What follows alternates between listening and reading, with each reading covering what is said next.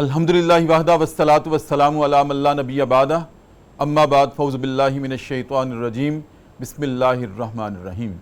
السلام علیکم ناظرین، صبح کی پرنور ساعتوں میں پبلک نیوز ٹی وی چینل پر پروگرام صدائے قرآن لے کر ڈاکٹر محمد طاہر مصطفیٰ آپ کی خدمت میں حاضر۔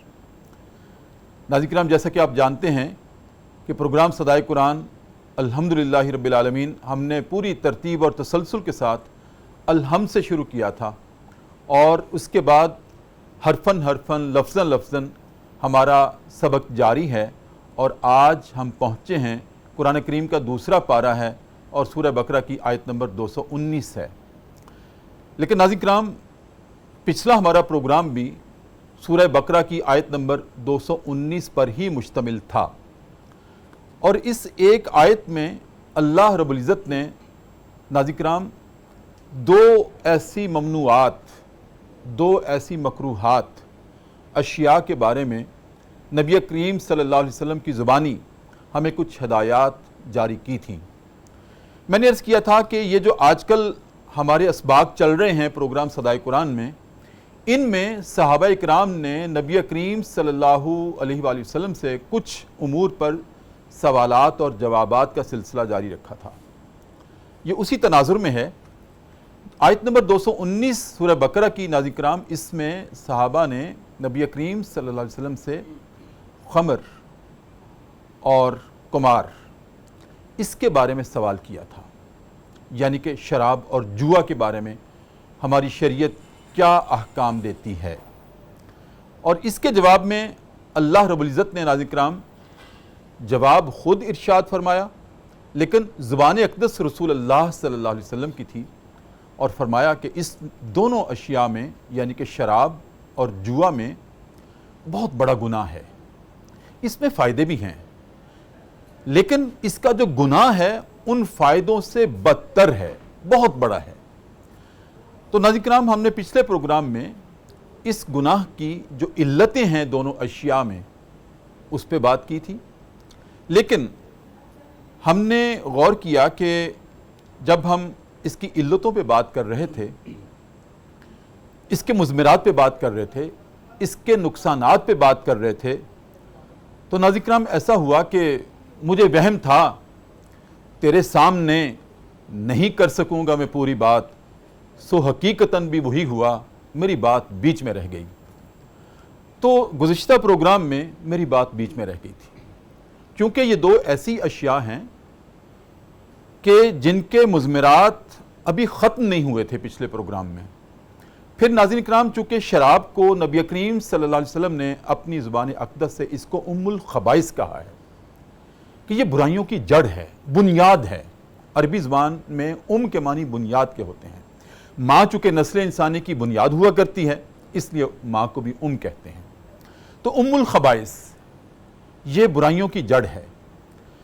شراب ناظرین کرام یا خمر، جس کے لیے شراب کے لیے قرآن کریم میں یہ اصطلاح استعمال کی گئی ہے، اس کے معنی ہیں پردہ آ جانا، چونکہ اس کو پی کر، شراب کو پی کر، خمر کو پی کر ایک خمار آ جاتا ہے، آنکھوں کے آگے، ہوش و حواس کے آگے پردہ آ جاتا ہے، اور انسان کو پھر یہ تمیز نہیں رہتی کہ میں منہ سے کیا الفاظ نکال رہا ہوں، میرے سامنے کون ہے، میری ماں ہے، میری بیوی ہے، یا میری بیٹی ہے، یا میری بہن ہے، کوئی تمیز نہیں رہتی ہوش و حواس میں۔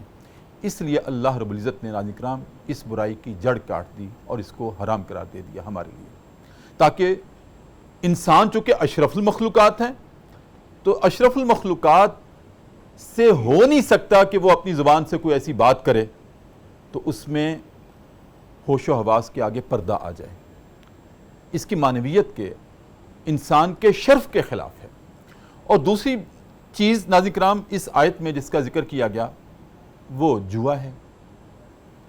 اب جوا کیا ہے کہ اچانک بیٹھے بٹھائے کھیل میں ہی شرط لگا کر یہ کہا جاتا ہے کہ اگر میں جیت گیا بتاؤ میرے حصے میں کیا آئے گا، تو ہم اس شرط رکھ لیتے ہیں اس کھیل کے دوران، اور جو جیت جاتا ہے وہ آنن فانن بیک وقت بغیر کسی محنت کے وہ شرط کے نتیجے میں مال و دولت کا مالک بن جاتا ہے، اور دوسرا خسارے میں چلا جاتا ہے۔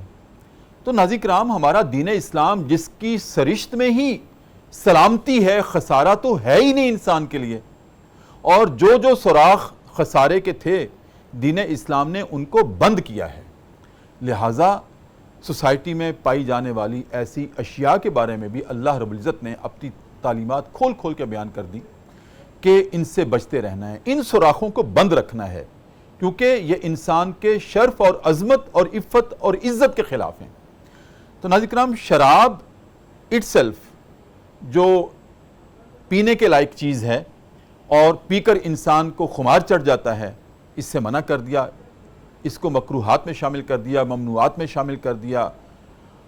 لیکن ناظرین کرام، شراب جیسی اور بھی تو بہت ساری چیزیں ہیں۔ ہم کہہ سکتے ہیں کہ شراب کی ضروریت میں اور بہت ساری چیزیں ہیں، مثلا جس کو استعمال کرنے کے بعد انسان کے ہوش و حواس کھو جاتے ہیں۔ مثلا شراب سے ہی ملتی جلتی چیزیں، اس کی علتیں جس دوسری چیزوں میں پائی جاتی ہیں وہ کیا ہیں؟ ہیروئن ہے، اس کے علاوہ ناظرین کرام یہ چرس ہے، گٹکا ہے، آج کے نوجوان نسل میں ایک پھیلنے والی بیماری شیشہ ہے، جو نوجوان پیتے ہیں اور ہوش و حواس کھو بیٹھتے ہیں اور ایڈکٹڈ ہو جاتے ہیں۔ لہٰذا ناظرین کرام، ان کے بارے میں ہماری شریعت کیا حکم دیتی ہے، یہ بھی جاننا بہت ضروری تھا۔ اب پروگرام صدائے قرآن کا اصل مقصد ہی یہ ہے کہ قرآن کریم میں جو اللہ رب العزت نے ارشادات فرمائے ہیں ہماری ہدایت کے لیے، ان تمام ہدایات کو ایک صدا کے طور پر آپ کے سامنے رکھ دیا جائے، اور پھر آپ اس پہ لبیک کہیں یا اس کو نظر انداز کر دیں تو تباہی، اور اگر لبیک کہہ دیں تو فلاح ہے، فوز و فلاح ہے، دنیا میں بھی اور آخرت میں بھی۔ اسی طرح ناظرین کرام، جوا میں بھی، جوا اٹ سیلف ایک کھیل ہے، لیکن اس کھیل کی علت کیا ہے کہ بیٹھے بٹھائے ایک انسان سرمایہ کا مالک بن جاتا ہے، دوسرا انسان خسارے میں ڈوب جاتا ہے۔ لہٰذا دین اسلام کو یہ پسند نہیں ہے، یہ گوارا نہیں ہے کہ ایک انسان اس طرح سیاہ و سفید کا مالک بن جائے اور دوسرا انسان رل جائے، خاک میں مل جائے، ہاتھ دھو بیٹھے۔ لہٰذا ناظرین کرام، ہم دیکھتے ہیں کہ جس طرح شراب کی آگے جدید قسمیں ہیں، جوا کی بھی جدید قسمیں ہیں آج کے دور میں، ایسے کئی کھیل ہیں یا ایسے کئی امور ہیں جس میں انسان کو بیٹھے بٹھائے منافع مل جاتے ہیں، اس پہ محنت نہیں ہوتی۔ مثال کے طور پر آج ہم دیکھتے ہیں قرآن اندازیاں ہیں، قرآن اندازی ہوئی، ایک انسان کو بے تحاشا پیسہ مل گیا اور بیٹھے بٹھائے ہی ملا ہے۔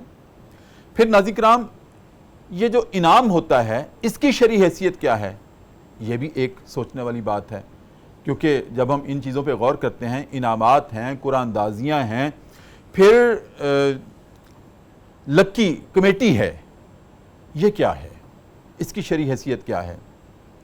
پھر ناظرین کرام، یہ انشورنس ہے، بیمہ ہے کہ آپ 10 سال تک 20 سال تک پیسے جمع کراتے رہیں اور 20 سال کے بعد 10 سال کے بعد آپ کو بیٹھے بٹھائے جہاں آپ نے 2 لاکھ جمع کرایا تھا اس کے بعد آپ کو 2 کروڑ مل جائیں گے، اس کی شرعی حیثیت کیا ہے؟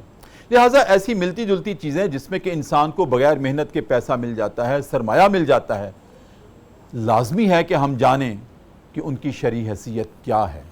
لہٰذا ناظرین کرام، ہم نے جو پچھلے پروگرام کی جو آیت تھی، سورہ بقرہ کی آیت نمبر 219 جو سبق تھا ہمارا، آج کا پروگرام اسی کا تسلسل ہے، یوں سمجھ لیں کہ پارٹ 2 ہے پچھلے پروگرام کا، سورہ بقرہ کی آیت نمبر 219 کا۔ لہٰذا ناظرین کرام، آج ہم اسی کے تسلسل میں بات کریں گے۔ یہ جو مزید شراب اور جوئے کی ذریت ہیں، اولادیں ہیں، جو برائیاں جن میں کہ آج ہماری نوجوان نسل بھی اس کے چنگل میں آ رہی ہے، اس سے ہم کیسے بچ سکتے ہیں؟ کم از کم جانیں تو صحیح کہ شریعت ہمارا دین اسلام ان کے بارے میں کیا احکامات رکھتا ہے، اور پھر اس کے بعد مانو نہ مانو جانے جہاں اختیار ہے، ہم نیک و بد حضور کو سمجھائے جاتے ہیں۔ پروگرام صدائے قرآن کا مقصد یہی ہے کہ آپ کے سامنے کھول کے رکھ دیا جائے، پھر آپ جانیں، اور اللہ رب العزت کی توفیق ہو تو اس کو مان لیں اور لبیک کہہ دیں۔ ناظرین کرام، یاد دہانی کے طور پر، برکت کے طور پر، ہم سورہ بقرہ کی آیت نمبر 219 کی ایک مرتبہ پھر تلاوت سماعت کرتے ہیں امام حرمین شریفین قاری عبدالرحمن السدیس کی آواز میں۔ بسم اللہ الرحمن الرحیم۔ آپ سے شراب اور جوا کے بارے میں سوال کرتے ہیں کہ کیا حکم ہے؟ اے ہمارے حبیب آپ فرما دیں ان دونوں میں بہت بڑا گناہ ہے اور ان میں لوگوں کے لیے فائدے بھی ہیں، مگر ان دونوں میں جو گناہ ہے وہ فائدوں سے بہت بھاری ہے، بدتر ہے۔ ساتھ ہی اے ہمارے حبیب آپ سے پوچھتے ہیں یسألونک ماذا ینفقون کہ ہم اللہ کی راہ میں کیا خرچ کریں؟ آپ فرما دیں قل العفو، جو ضرورت سے زیادہ آپ کے پاس ہو اس میں سے اللہ کے راستے میں خرچ کر دیں۔ اس طرح اللہ تمہارے لیے اپنی آیات کو، اپنے احکامات کو صاف صاف کھول کر بیان کرتا ہے تاکہ تم غور و فکر کرو۔ تو یہ ہے ناظرین کرام ہمارے پچھلے سبق کا آج تسلسل۔ جیسے میں نے عرض کیا ہے کہ شراب اور جوا کی بہت ساری نئی جدید شکلیں ہمارے سامنے آ گئی ہیں، ان پہ ہم گفتگو کریں گے۔ کیا مضمرات ہیں، کیا نقصانات ہیں ہمارے لیے، اس پر گفتگو کرنے کے لیے ہم نے ایک مرتبہ پھر زحمت دی ہے۔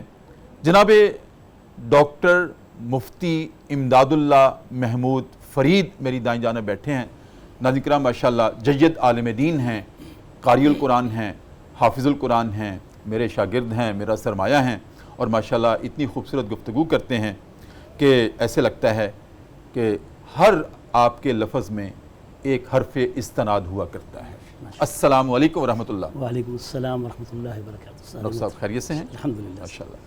اور ناظرین کرام میری بائیں جانب ماشاءاللہ پروگرام صدائے قرآن کا مستقل حصہ، لیکن پچھلے ایک مہینے سے ہماری نظروں سے اوجھل تھے، اور وہ اس لیے اوجھل تھے کہ سرکار کا بلاوا آیا تھا اور یہ عمرہ کرنے کے لیے تشریف لے گئے تھے حرمین شریفین۔ ماشاءاللہ ان پاک فضاؤں میں، مطہر فضاؤں میں 21 دن گزار کے آج ہمارے پاس دوبارہ لوٹے ہیں جناب محمد مستنصر حسین رانجھا۔ السلام علیکم ورحمۃ اللہ۔ وعلیکم السلام ورحمۃ اللہ وبرکاتہ۔ بہت مبارک، خیر مبارک۔ ماشاءاللہ یہ بڑے کرم کے ہیں فیصلے، یہ بڑے نصیب کی بات ہے، جسے چاہا در پہ بلا لیا، جسے چاہا اپنا بنا لیا۔ سبحان اللہ۔ جیتے رہیں، بہت شکریہ آپ تشریف لائے اور خیر و عافیت سے آپ واپس آئے، بہت راحت ہے ہمیں، بہت مبارکباد آپ کے لیے۔ خیر مبارک۔ ناظرین کرام جناب مستنصر راجہ ثنائے رسول میں ایک مستند نام ہے، خوبصورت آواز ہے، اور ان کی آواز میں ایک ایسا سحر ہے کہ جب کوئی سنتا ہے تو کھو جاتا ہے اس میں، نبی کریم صلی اللہ علیہ وسلم کی محبت میں، اس خوشبو میں۔ ایسی ان کے اللہ رب العزت نے ان کی آواز میں مہک عطا کی ہے کہ ماشاءاللہ مسحور کر دیتے ہیں۔ تو آئیے ناظرین کرام اب ہم اپنے موضوع پر گفتگو شروع کرتے ہیں۔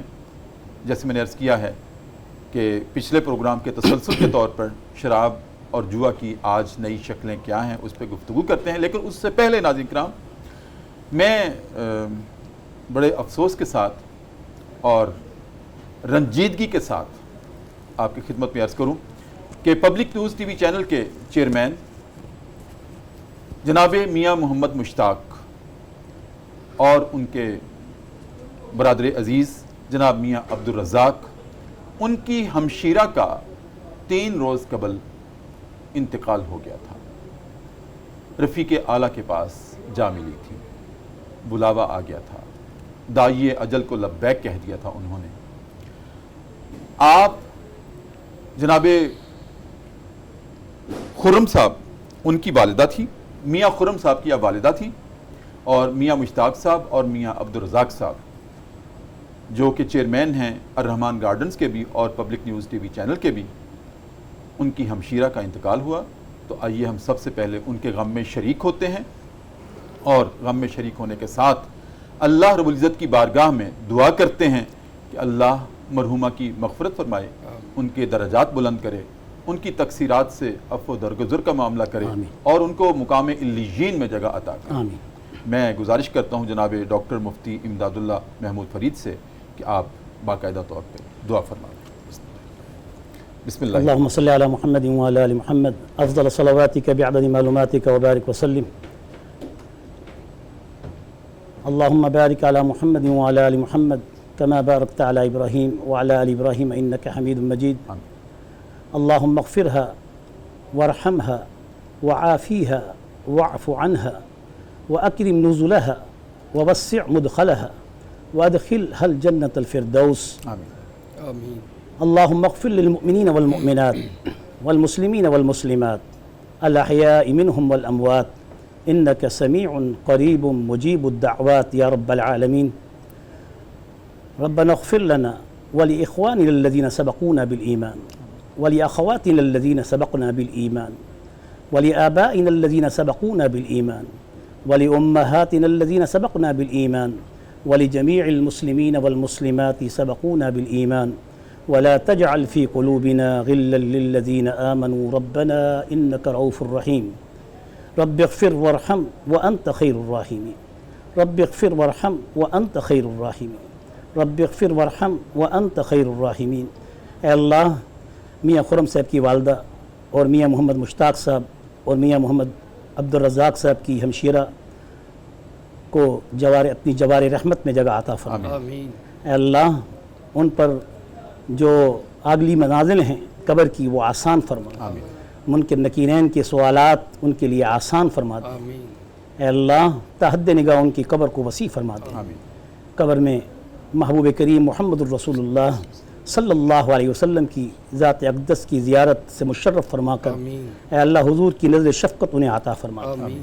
اے اللہ روز قیامت نبی کریم صلی اللہ علیہ وسلم کے ہاتھوں حوض کوثر پر مرحومہ کو بھی اور ہم سب کو جام کوثر پینا نصیب فرما. آمین. اے اللہ مرحومہ کو بھی اور ہم سب کو ہمارے جمی مسلمین مسلمات والدین سمیت جو اس دنیا سے جا چکے ہیں اے اللہ سب کو حضور نبی کریم صلی اللہ علیہ وسلم کی شفاعت حقہ سے بہرور فرمانا. آمین. اے اللہ قبر کی وحشت داشت اور ہر قسم کے عذابوں سے مرحومہ کی حفاظت فرما. اور اے اللہ روز قیامت حشر کے میدان میں پل صراط سے اے اللہ بجلی کی رو سے بھی تیزی کے ساتھ گزرنے کی اور بے حساب و کتاب یا اللہ مرحومہ کو بھی اور ہم سب کو جنت الفردوس عطا فرمانا. اے اللہ جب تک ہمیں رکھ ہمیں بھی شوق جنت کے ساتھ خوف جہنم کے ساتھ اور شوق اعمال صالحہ کے ساتھ جینے کی توفیق نصیب فرما. آمین. اور جب ہمارا بھی خاتمہ ہو تو اے اللہ ہمیں کلمہ شہادت نصیب فرما. آمین.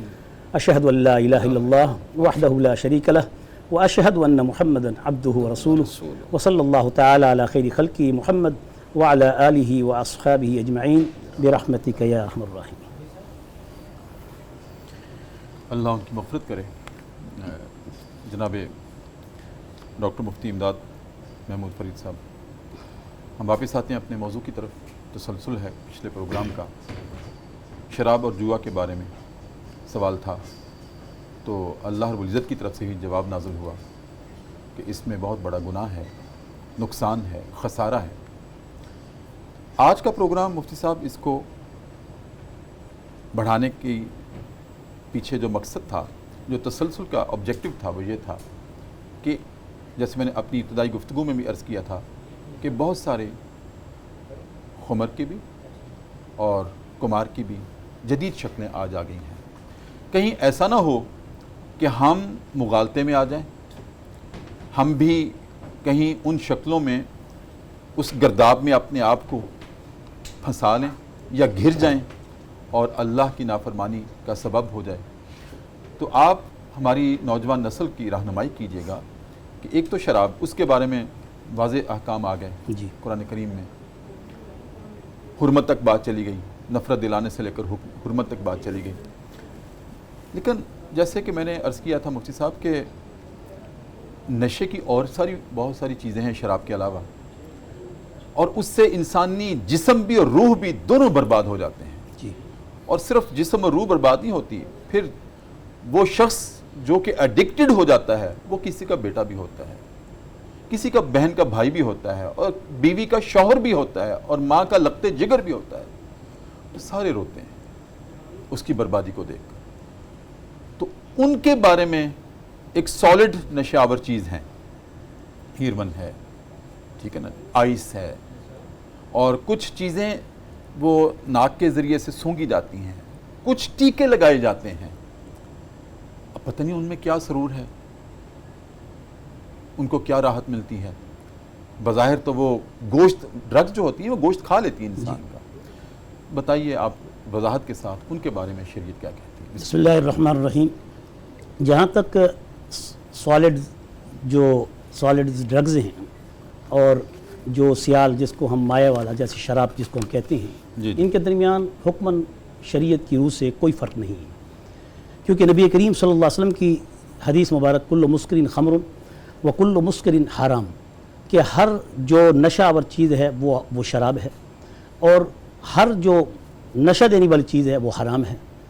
تو یعنی حکم کے اعتبار سے تو جیسے شراب کی حرمت قرآن سے بڑے واضح طور پر اس کو رجس کہہ کر حرام قرار دیا گیا ہے، جیسے خنزیر اور دم کو یعنی پگ اور بلڈ کو، جیسے اللہ کے پاک پیغمبر صلی اللہ علیہ وسلم پر یہ آیات نازل ہوئیں تو ان میں جیسے خنزیر، سور، پگ اور بلڈ جس کو دم خون کہتے ہیں، اور اللہ کے ماں سوا کسی ایسی شے یا خیرات یا ذبیحہ جس کا غیر اللہ کا نام لیا جائے، جیسے اس کو اللہ تعالیٰ نے رجس کہہ کر حرام قرار دیا ہے۔ تو یہ سب سے پہلا جواب ان لوگوں کے لیے ہے جو لبرل طبقہ آج شراب کی حرمت کو وہ کہتا ہے کہ قرآن میں اس کی واضح قطعیت کے ساتھ حرمت ثابت نہیں ہے، حالانکہ قرآن یہ واضح طور پہ کہہ رہا ہے قُلْ لَا أَجِدُ فِي مَا أُوحِيَ إِلَيَّ مُحَرَّمًا عَلَىٰ طَاعِمٍ يَطْعَمُهُ إِلَّا أَن يَكُونَ مَيْتَةً أَوْ دَمًا مَسْفُوحًا أَوْ لَحْمَ خِنزِيرٍ فَإِنَّهُ رِجْسٌ أَوْ فِسْقًا أُحِلَّ لِغَيْرِ اللَّهِ بِهِ۔ اس کے یہ تو ہے ان کی چیزوں کے بارے میں جس کی واضح قطعیت کو ہر کوئی تسلیم کرتا ہے، اور جس کے بارے میں آج لوگوں کے ذہنوں کو خراب کیا جاتا ہے اور اس میں شکوک و شبہات پیدا کیے جاتے ہیں، ان کا جواب بھی قرآن کی اس آیت انہی نشاور چیز جی انما الخمر والمیسر والانصاب والازلام ورجس من عمل الشیطان، جہاں اس کو رجس کہا گیا ہے یہاں اس کو بھی رجس قرار دیا گیا ہے۔ اس لیے یہ جو احتمال تھا یا اشکال تھا یہ بالکل رفع ہو گیا کہ جیسے شراب اور خنزیر اور سور کا گوشت جیسے وہ حرام ہے اور اللہ کے ماں سوا کسی غیر اللہ کی نظر و نیاز حرام ہے اللہ کے ماں سوا، ایسے ہی شراب اور قمار دونوں حرام ہیں۔ اور پھر شراب اور قمار میں دونوں میں اتنی مماثلت ہے، اتنی مطابقت ہے، اتنی موافقت ہے کہ اللہ کے پاک پیغمبر صلی اللہ علیہ وسلم پر اتری ہوئی کلام، اللہ تعالیٰ کی کلام بڑی فصیح و بلیغ ہے، اس کی ہر بات، ہر لفظ تول کے پیش کیا گیا ہے کہ کسی کو کسی طرح سے کسی قسم کی کوئی شک و شبہ کی اس میں گنجائش ہی باقی نہ رہے۔ جیسے شراب سے انسان کی عقل ڈھنپ جاتی ہے، کیونکہ خمر کے معنی یہ ہوتے ہیں کہ مخمور ہو جانا، اس کی عقل ڈھانپ دی جاتی ہے، ایسے ہی جو میسر ہے یا قمار ہے جس کو ہم اپنی زبان میں سٹہ بازی کہتے ہیں، یہ ایسا چسکا ہے، ایسا چسکا ہے۔ اس کی طرف میں وقفے کے بعد آنا چاہتا ہوں۔ ابھی یہ نشہ آور جو چیزیں ہیں نا، میں اس کے بارے میں شریعت کا حکم معلوم کرنا چاہتا ہوں۔ شریعت میں اس کا حکم یہی ہے کہ جس شراب ہے، لیکن حد کے اعتبار سے فرق ہے کہ شراب کی حد 80 کوڑے مقدار۔ میرا سوال سن لیجئے گا کہ اب اس کی ریمیڈی کیا ہے؟ ایک ہے ریمیڈی، اس سے ہم جان چھڑا کیسے سکتے ہیں جو ایڈکٹڈ ہے، ایک سوال یہ ہے۔ دوسرا یہ ہے کہ شریعت نے اس کے بارے میں کیا سزا کے طور پر کیا احکام جاری کیے ہیں، ٹھیک ہے، وہ بھی ایک سوال ہے۔ اور انسانی تباہی کا، یہ تو خود انسان کو تباہ کری، ایک تو سزا ان کو دنیا میں مل رہی ہے، دنیا میں مل رہی ہے، بالکل وہ ہوش و حواس کو بیٹھے ہیں یہاں نہر کے کنارے بیٹھے ہوتے ہیں، ان کو کوئی پتہ نہیں کہ ہمارا گھر ہے، ہماری اولاد ہے، ہمارے ماں ہیں، باپ ہیں، کچھ نہیں خبر، وہ بس پتہ نہیں ان کی وہیں موت آتی ہے، کیسے آتی ہے ان کو۔ ایک تو یہ دنیاوی سزا ہے، ایک ایسا شخص جو خود دنیاوی سزا میں مبتلا ہے اور اس پر پھر شریعت کیا کہتی ہے، اس کو کیا سزا دی جائے، میں اس پہ بھی آپ سے رائے لینا چاہتا ہوں، لیکن وقفے کے بعد آپ کی اجازت سے۔ ناظرین کرام، بہت اہم سوال میں نے جناب ڈاکٹر مفتی امداد محمود فرید کے سامنے رکھا ہے اور اس کا جواب لیتے ہیں وقفے کے بعد۔ پروگرام صدائے قرآن ہے اور وقفہ ہے، وقفے میں ہم جایا کرتے ہیں دربار رسالت میں اور اپنے نبی کریم صلی اللہ علیہ وسلم کی ذات اقدس پر ایک مرتبہ درود کریم کا نذرانہ پیش کر کے واپس آتے ہیں۔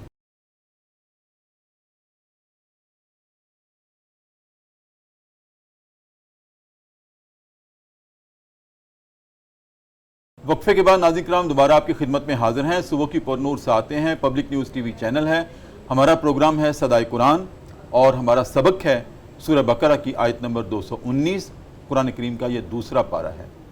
اور ناظرین کرام، میں عرض کر چکا ہوں کہ سورہ بقرہ کی آیت نمبر 219 پہ ہمارا پچھلا پروگرام بھی مشتمل تھا، چونکہ موضوعات کا تسلسل ہے۔ جن دو مکروہات اور ممنوعات پر کلام اللہ میں بات ہوئی تھی، شراب اور جوا کے بارے میں، آج اس کی جدید شکلوں کے بارے میں ہمارے دین میں کیا احکامات ہیں، ہماری شریعت ان کے بارے میں کیا رائے رکھتی ہے، اس پہ ہم گفتگو کر رہے ہیں۔ اور گفتگو کرنے کے لیے ناظرین کرام ہمارے مہمان ہیں جناب ڈاکٹر مفتی امداد اللہ محمود فرید۔ ڈاکٹر صاحب، وقفے سے پہلے ہماری بات ہوئی اس کی جدید شکلوں پر، جی خمر کی اور قمار کی۔ اب میں قمار کی طرف آنا چاہتا ہوں۔ جیسے میں نے عرض کیا تھا کہ شراب میں نشہ ہے، اور اب اس کی جدید اور بھی شکلیں آ گئی ہیں، نشاور چیزیں، جی جس میں ہیروئن ہے، جس میں آئس ہے، جس میں یہ چرس ہے، جی گٹکا ہے، شیشہ ہے۔ تو آپ نے بتا دیا کہ جو حکم شراب کے بارے میں ہے وہی حکم تمام ان اشیاء کے بارے میں ہے جس میں نشہ موجود ہے۔ جی ٹھیک ہے، اب اس کی ریمیڈی کیا ہے، شریعت کی اس کے بارے میں سزا کیا ہے، ایک تو وہ ارشاد فرما دیں، پھر ہم قمار کی طرف آتے ہیں کہ اس کی جدید جو شکلیں ہیں ان کے بارے میں شریعت کیا رائے رکھتی ہے۔ اسلام میں شراب جیسی جتنی بھی اور سالڈ ڈرگز ہیں اس کے استعمال پر ایسی ہی حرمت ہے جیسا کہ شراب کی حرمت ہے، ٹھیک ہے، کیونکہ شراب ایک ایسا نشہ ہے کہ جس سے عقل معوف ہو جاتی ہے، عقل پہ پردہ آ جاتا ہے۔ اور کلو مسکرین خمر و کلو مسکرین حرام، جیسے ہر نشہ آور کو شراب کہا گیا ہے، ایسے ہی ہر نشہ دینے والی، چاہے وہ سالڈ ہوں، چاہے وہ سیال ہوں یعنی بہنے والی، مائع والی، یا سونگنے والی، جی ہاں، کچھ بھی وہ کسی بھی شکل میں ہوں شراب کے، جس سے انسان کی عقل پر پردہ آ جائے اور وہ اپنی سینس باقی نہ رکھ سکے، اس کو نشے ہی کہیں گے، اور اس پر حرمت ویسی ہے جیسے شراب کی ہے۔ بالکل ٹھیک۔ فرق اتنا ہے کہ شراب کے اوپر حد مقرر کی گئی ہے، اور مسکر جتنی بھی اشیاء ہیں، ڈرگز جو سالڈ اشیاء میں یا کسی اور شکل میں یا سونگنے کی شکل میں یا انجیکشن کی شکل میں یا کوئی بھی چیزیں ہیں، اور قرآن نے تو بڑا واضح طور پہ کہا ہے کہ وَلَا تُلْقُوا بِأَيْدِيكُمْ إِلَى التَّهْلُكَةِ، کہ اے انسان یہ جسم تیری پاس اللہ کی امانت ہے، جی، یہ نہیں کہ اس کو اگر تو سوسائڈ کر لے یا تو اپنے آپ کو تکلیف میں دیکھ کے پریشانی کے عالم میں اپنے آپ کو تو مارنا پیٹنا شروع کر دے۔ رسول اللہ صلی اللہ علیہ وسلم کی صحیح مستند حدیث جو صحیح السند، آپ نے فرمایا کہ وہ ہم میں سے نہیں ہے، لیس منا من ضرب الخدود وشق الجیوب ودع بدع الجاہلیت فلیس منا، کیونکہ اس میں وہ ساری باتیں آ جاتی ہیں کہ جس میں ایک شرابی اور ایک نشہ کرنے والا، ڈرگ اشیاء کا جو سالڈ اشیاء ہیں ان کا کھانے پینے والا، سونگنے والا، انجیکشن لگانے والا، جسم کو اپنے جسم پر ظلم کرنے والا، وہ اپنے آپ کو خود ہلاکت میں ڈالتا ہے۔ جی بالکل، اور یہ ہلاکت میں ڈالنا اس کا انجام یا قبر ہوتا ہے یا گڈر ہوتا ہے۔ بالکل ٹھیک۔ ناظرین کرام، مفتی صاحب نے، ڈاکٹر صاحب نے ایک بڑی اہم بات کی طرف توجہ دلائی ہے کہ یہ جو جسم ہے نا ہمارے پاس، یہ اللہ کی امانت ہے، ہمیں کوئی حق نہیں پہنچتا کہ اس کو ہم خود اپنے ہاتھوں سے برباد کریں۔ سورہ نساء میں اللہ رب العزت کا یہ بھی حکم ہے، ان اللہ یامرکم ان تعدوا الامانات الی اہلھا، کہ لوگوں سن لو، تم پر لازمی ہے، اللہ تمہیں حکم دیتا ہے کہ تم اپنی امانتوں کو ان کے اہل کے سپرد اسی طرح سے کرنا جس طرح سے تمہیں دی گئی ہیں۔ اب یہ جسم اللہ نے مجھے امانت کے طور پہ دیا ہے۔ ان اللہ یامرکم ان تعدوا الامانات، یہاں امانت نہیں ہے، واحد نہیں، جمع کا صیغہ استعمال کیا گیا ہے، امانات۔ جی، ہم امانت سمجھتے ہیں صرف مال کو، کہ کسی نے مجھے امانت دی، چند روپے دیے، میں نے امانت کے طور پہ رکھے، نہ، امانات۔ ہم نے جو تمہیں امانتیں دی ہیں تو اللہ نے یہ جسم مجھے امانت دی ہے، یہ آنکھیں مجھے امانت دی ہیں، یہ کان مجھے امانت دی ہے، یہ ہوش و حواس، یہ پاؤں، یہ میرے جوارے، یہ سارے امانت ہیں اور میں نے واپس لوٹانے ہیں۔ اگر میں نے خود برباد کر کے ایسی چیزیں استعمال کی کہ جس سے میری ہڈیاں رہ جائیں اور گوشت کھا جائے وہ چیزیں، تو یہ اللہ کی امانت میں خیانت کر رہا ہوں، صحیح، میں خیانت کر رہا ہوں۔ میں نے اسی طرح سے واپس لوٹانی ہے جس طرح سے اللہ نے مجھے عطا کی ہیں، اور اسی طرح سے استعمال کرنی ہے یہ امانتیں جس طرح اللہ نے مجھے حکم دیا ہے۔ اب ہاں جی، اور دوسری بات ناظرین کرام میں وہ بھی عرض کر دوں کہ یہ جو شراب کی سزا کا حکم ہے، حضرت ابوبکر، حضرت عمر بن خطاب رضی اللہ تعالیٰ عنہ نے اس کو نافذ کیا اور اس کی سزا کا تعین کیا۔ آپ نے کس طرح سے؟ جیسے مفتی صاحب بار بار کہہ رہے ہیں اپنی گفتگو میں کہ لوگ مغالطہ دے رہے ہیں کہ قرآن میں تو اس کا حکم کوئی نہیں ہے۔ دیکھیں، قرآن کے علاوہ جو ہمارے سورسز آف لا ہیں وہ 4 ہیں۔ سب سے پہلے قرآن، پھر فرامین رسول صلی اللہ علیہ وسلم، سنت رسول صلی اللہ علیہ وسلم، پھر اجماع صحابہ، جس پر صحابہ کا کنسنسس ہو گیا، ہمارے لیے حجت ہے اور وہ ہمارا دین ہے۔ اور اس کے بعد اجتہاد، اجماع، کہ جس بات کی تفصیلات، جزیات قرآن سے نہ ملیں، فرمان رسول میں دیکھیں، فرامین رسول میں بھی نہ ملیں، صحابہ کی زندگی میں دیکھیں، اور صحابہ کی زندگی میں بھی نہ ملیں تو خود اجتہاد کریں، لیکن اجتہاد قرآن و سنہ کی روشنی میں ہوگا۔ تو اس اجتہاد کی روشنی میں حضرت عمر بن خطاب نے اس کی سزا کا تعین کیا تھا شراب کی، کہ تہمت کی سزا قرآن نے بیان کی ہے 80 کوڑے۔ اور تہمت کیا ہوتی ہے؟ ایسے الفاظ زبان سے نکالنا جس میں کہ جو بنیاد نہ ہو، جس میں کوئی حقیقت نہ ہو۔ تو آپ نے اس علت کو ملایا کس سے؟ شراب پینے کے بعد جو انسان کی کیفیت ہوتی ہے وہ الفاظ منہ سے بکتا ہے جس کی کوئی حیثیت نہیں ہوتی، جس کی کوئی بنیاد نہیں ہوتی۔ تو حضرت عمر نے دونوں کی علتوں کو ملا کر شراب پینے کے جرم میں اس کی سزا کا تعین کیا کہ اس کو بھی 80 کوڑے مارے جائیں۔ یہ اس کی ریمیڈی ہے ہماری شریعت میں۔ اب آتے ہیں ہم کمار کی طرف، لیکن وقفے کے بعد۔ جی ناظرین کرام، آج کا موضوع ابھی وہیں ہے جہاں ہم نے شروع کیا تھا، جہاں سے لے کے چلے تھے۔ ابھی بہت ساری تفصیلات اس میں باقی ہیں، لیکن وقفہ ہے، اور وقفے میں ایک مرتبہ پھر ہم چلتے ہیں دربار رسالت میں، اور اپنے نبی کریم صلی اللہ علیہ وسلم کی ذات اقدس پر ایک مرتبہ پھر درود کریم کا نذرانہ پیش کرتے ہیں اور واپس آتے ہیں۔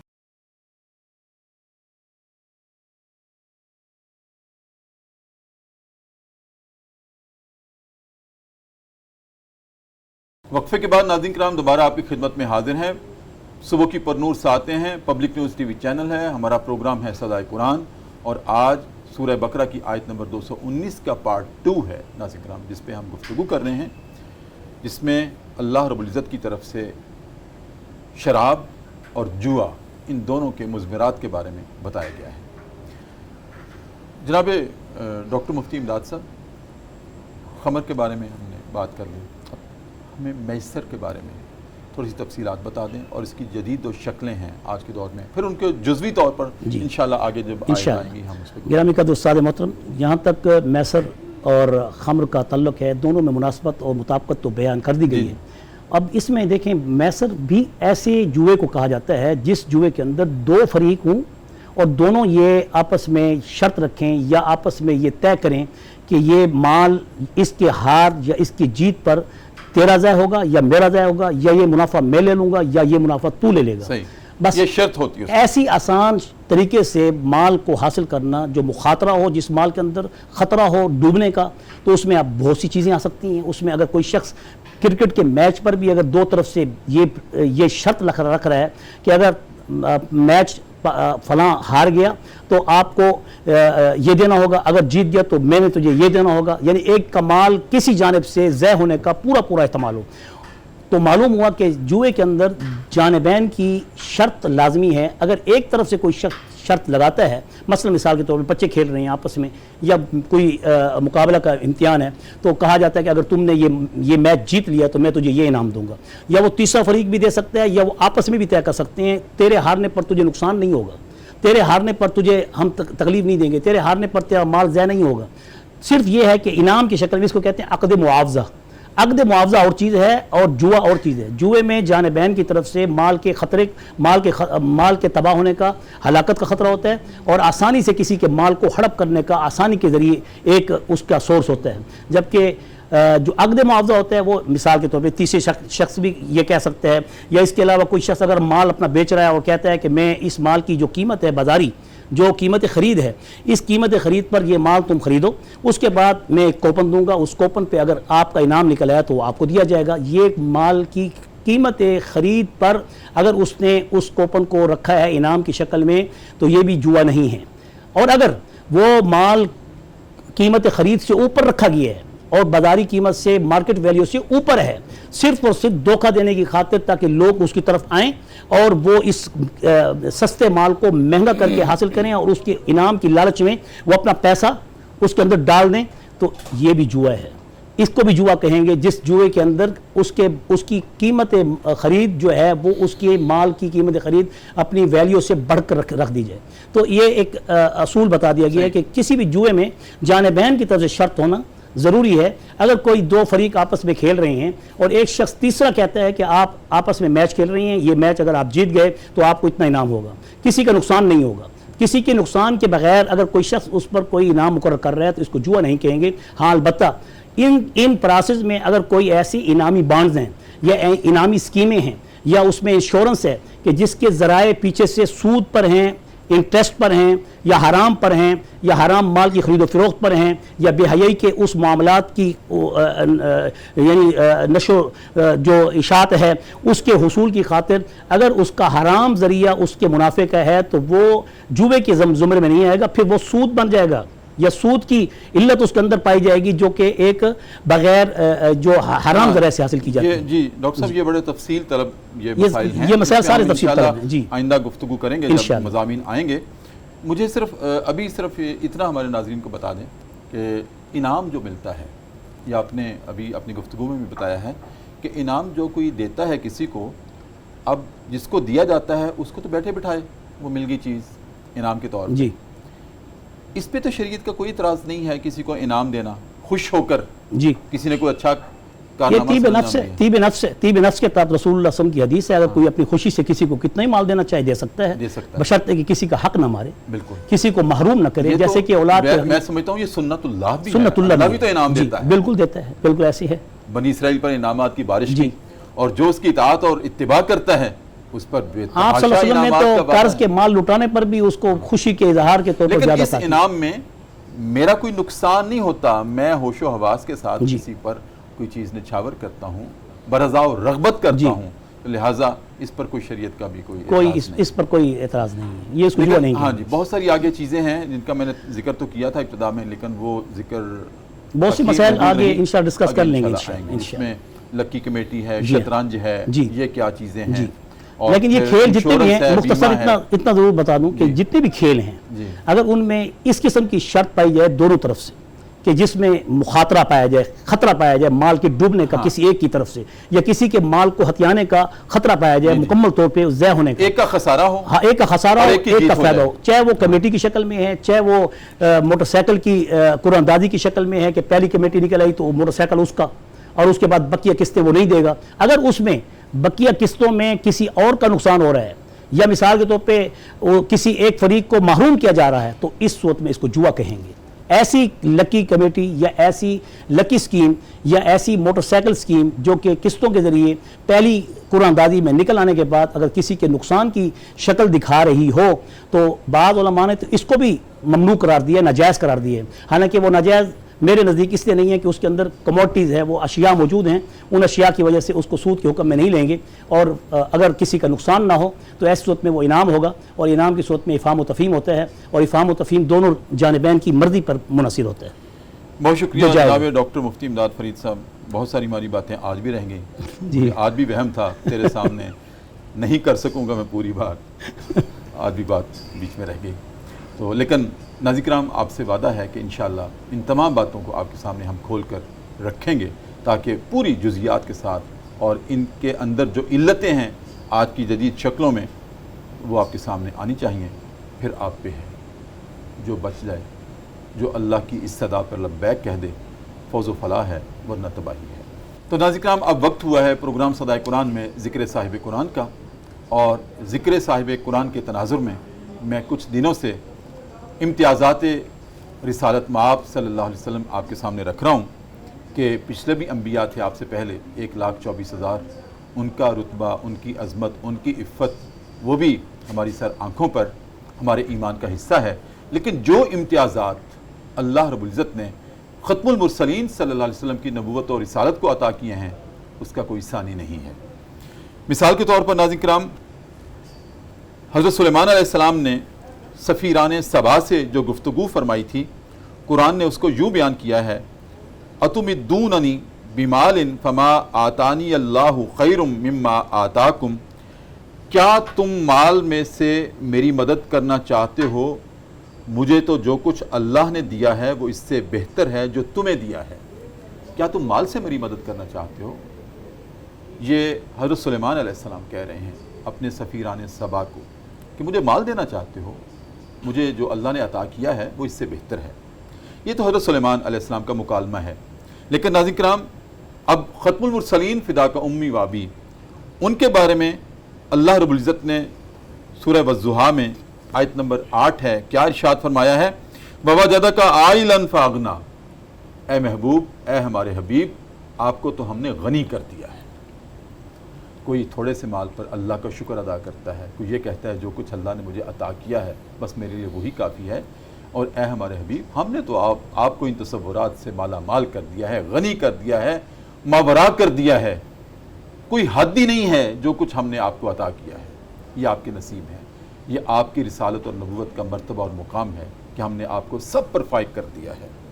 ناظرین کرام، اب دیکھیں نبی کریم عالی نسب ہیں اور عالی امت ہیں، عالی نبی ہیں، عالی رسول ہیں کہ جن کا رتبہ کوئی نہیں پا سکتا، اور اللہ رب العزت نے جا بجا کلام اللہ میں ان امتیازات کو بیان کیا ہے، اور یہی میں کچھ دنوں سے آپ کے سامنے رکھ رہا ہوں۔ ناظرین کرام، اسی کے ساتھ ہی آج کا پروگرام صدائے قرآن ہم ختم کرتے ہیں۔ اپنے میزبان ڈاکٹر محمد طاہر مصطفیٰ کو اجازت دیجیے، اور میں گزارش کروں گا جناب محمد مستنصر حسین رانجھا سے کہ وہ اپنی خوبصورت آواز میں، جن کو وہ باقاعدہ معطر کر کے آئے ہیں حرمین شریفین کے سفر سے، وہ ہمارے سامنے بارگاہ نبوت صلی اللہ علیہ وسلم میں کلام کے طور پر پیش فرمائیں۔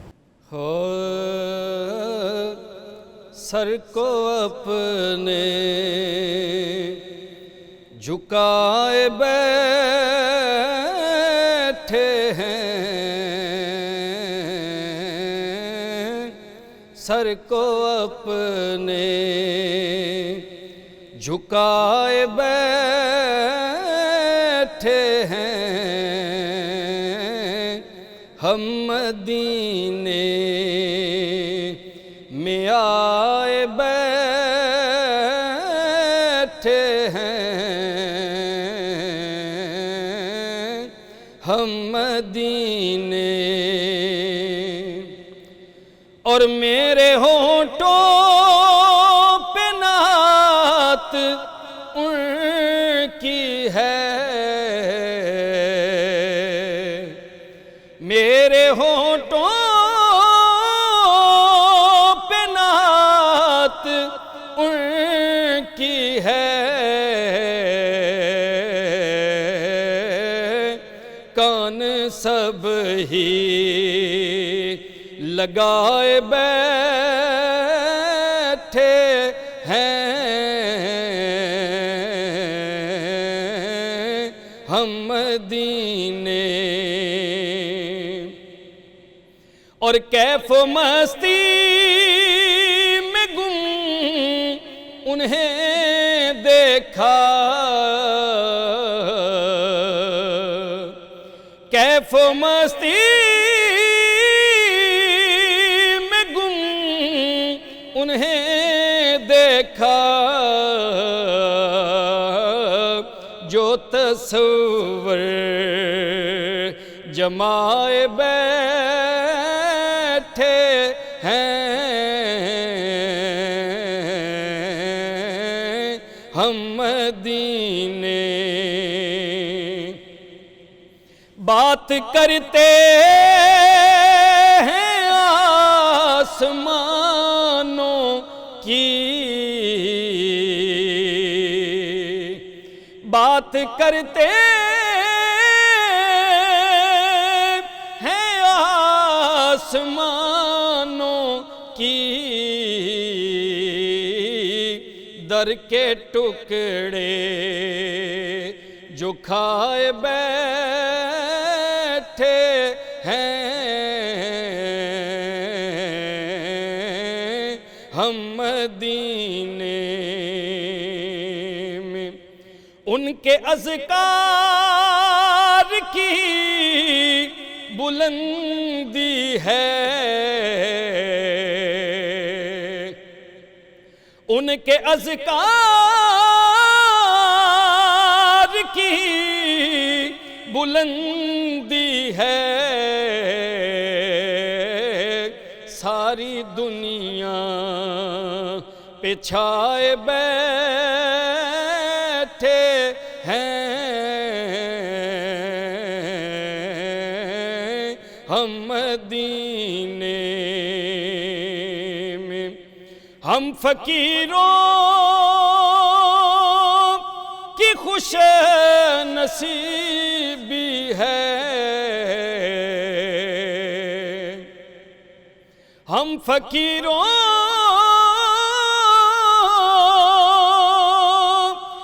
خوش نصیبی ہے ان کے دربار آئے بیٹھے ہیں ہم مدینے سبز گنبد سنہری جالی ہے سبز گنبد سنہری جالی ہے اور نظریں جمائے بیٹھے ہیں ہم مدینے میں آئے بیٹھے ہیں ہم مدینے